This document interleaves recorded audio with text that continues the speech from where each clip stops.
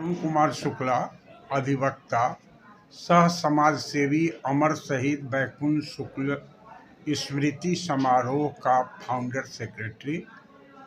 आज के दिन में आपका हार्दिक अभिनंदन करता हूँ। मैं दो बिंदु पर आपको इस संबंध में बताना चाहूँगा कि मुजफ्फरपुर शहर का विकास और मुजफ्फरपुर उत्तर बिहार जो वर्तमान चुनाव प्रणाली से किस तरह प्रभावित हो रही है, ये मात्र दो बिंदु पर आपको संक्षेप में बताना चाहूँगा। मुजफ्फरपुर नगर स्मार्ट सिटी के संबंध में जितने भी विकास कार्य पिछले 5-7 साल में हुए हैं, वह आधारहीन विकास हुआ है। उसके संबंध में मैं स्पष्ट बताना चाहूँगा कि कोऑर्डिनेटिंग कमेटी की मीटिंग करके कोई भी काम संपन्न नहीं हुआ, जिसका नतीजा है कि यहाँ अरबों रुपए का फंड का दुरुपयोग हुआ। उदाहरण के तौर पर, कभी आवेश में मंत्री के आदेश पर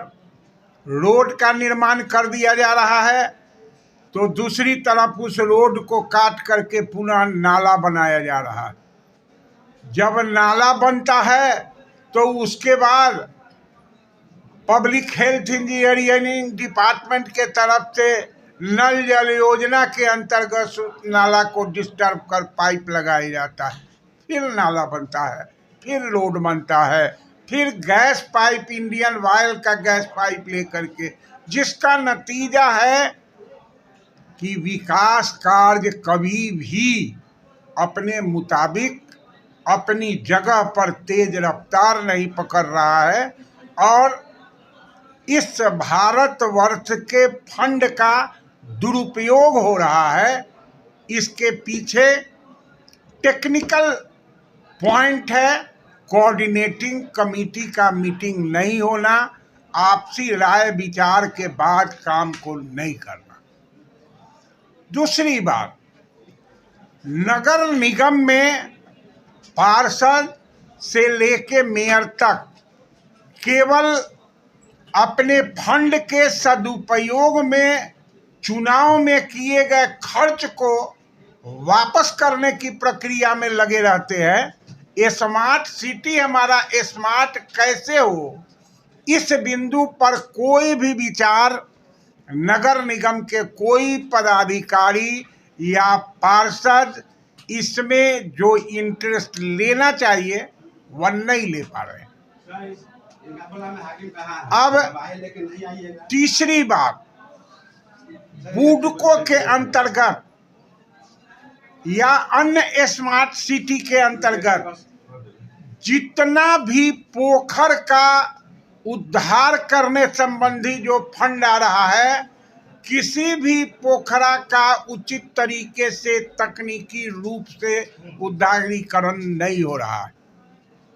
जिसका नतीजा होता है कि मुजफ्फरपुर के जल जमाव से संबंधित जो फर्दो नाला की सफाई करनी थी, शहर की सफाई करनी थी, ये रेलवे अधिकारी, NHAI अधिकारी,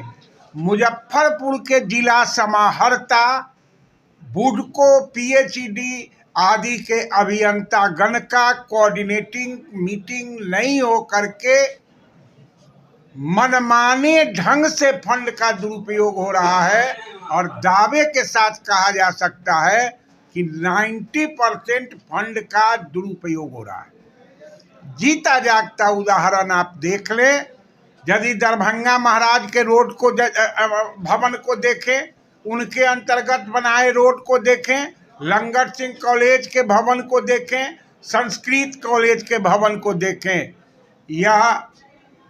100-200 वर्ष का मकान है, लेकिन उस तरह से ध्वस्त नहीं हुआ, जबकि आज का बनाया रोड और आज का भवन किस तरह जर्जर हो रहा है। इसलिए विकास गति पर हमारे सामाजिक कार्यकर्ता और राजनेता को संज्ञान लेना चाहिए और भ्रष्टाचार मुक्त कार्यक्रम में देश के विकास पुरुष प्रधानमंत्री नरेंद्र दामोदर दास मोदी के द्वारा किए गए प्रयास की सराहना करते हुए, डिट्टो करते हुए जनता के बीच एक स्वच्छ राजनीतिज्ञ का परिचय देना चाहिए। ये हमारा स्मार्ट सिटी के संबंध में। चुनाव प्रक्रिया के संबंध में मुझे यह कहना है कि चाहे किसी भी राष्ट्रीय पार्टी और क्षेत्रीय पार्टी के प्रतिनिधि जो चुनाव लड़ने के लिए उम्मीदवारी के लिए दौड़ धूप रहे हैं, वो सभी अपने संपत्ति, चल अचल संपत्ति के सुरक्षा कवच के रूप में वह पद प्राप्त करना चाहते हैं। चाहे वो किसी पार्टी का नेता हो, 99% नेता लोग अपना सुरक्षा कवच चल अचल संपत्ति का बनना चाहते हैं और इसी कारण एमएलए एमपी बनना चाहते हैं। इसलिए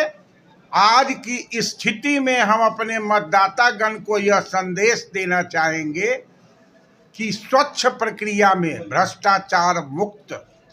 उम्मीदवार का चुनाव आप करें। चाहे वो स्वतंत्र उम्मीदवार ही आपके बीच यदि आता हो तो वो आचरणवान होना चाहिए।